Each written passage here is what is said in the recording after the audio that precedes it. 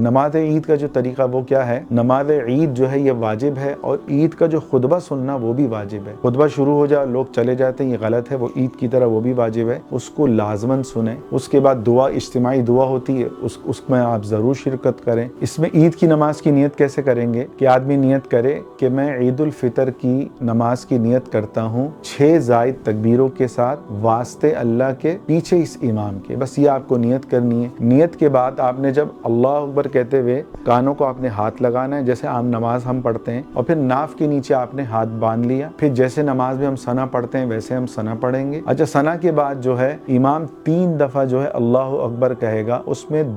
تینوں دفعہ آپ کو ہاتھ اٹھانے ہیں اور 2 دفعہ آپ کو ہاتھ اٹھا کے گرا دینے ہیں، لیکن تیسری دفعہ جب امام اللہ اکبر کہے گا تو آپ کو ہاتھ باندھ لینے ہیں، کیونکہ اب امام ہاتھ باندھنے کے بعد قرات شروع کرے گا۔ اس کے بعد جو ہے نا امام رکوع میں جائے گا، عام نارمل نماز کی طرح رکوع ہوگا، سجدہ ہوگا۔ پھر جب امام دوسری رکعت میں کھڑا ہوگا، دوسری رکعت میں امام سورہ فاتحہ پڑھے گا، سورت پڑھے گا اونچی آواز میں، اور پھر سورت پڑھنے کے بعد 3 مرتبہ امام کہے گا اللہ اکبر، تینوں دفعہ آپ کو کانوں تک ہاتھ اٹھانے اور گرا دینے۔ دوسری دفعہ بھی اللہ اکبر امام کہے گا تو آپ کو جو ہے نا اللہ اکبر کہنے کے بعد امام ہاتھ گرائے گا، آپ کو بھی گرا دینے۔ تیسری دفعہ بھی امام جو ہے نا اللہ اکبر کہہ کے ہاتھ گرائے گا، آپ کو بھی گرا دینے۔ چوتھی دفعہ جب امام اللہ اکبر کہے گا تو آپ کو ہاتھ نہیں اٹھانے، بلکہ وہ رکوع کے لیے اللہ اکبر کہہ رہا ہے تو آپ کو رکوع کرنا ہے۔ رکوع کے بعد آپ کو نارمل آپ کو سجدہ کرنا ہے، جیسے نماز ہوتی ہے، وہ تحیات پڑھنے کے بعد امام سلام پھیر لے گا۔ اس کے بعد امام جو خطبہ دیتا ہے وہ خطبہ سننا واجب ہے، تو اس کا خاص طور پہ خطبے کا اہتمام کریں، اور خطبے کے بعد جو امام دعا کرتا ہے تو وہ قبولیت کا وقت ہے، اس وقت خاص طور پہ اللہ کی طرف متوجہ ہوں۔ اچھا، بعض لوگوں کی ہے نا عید میں رکعتیں نکل جاتی ہیں یا رکعت نکل جاتی ہیں، اس کے لیے کیا ہے تو وہ مسائل لازماً سنیں اور اس کو ذہن میں بھی رکھیں۔ اگر عید کے لیے آپ آئے اور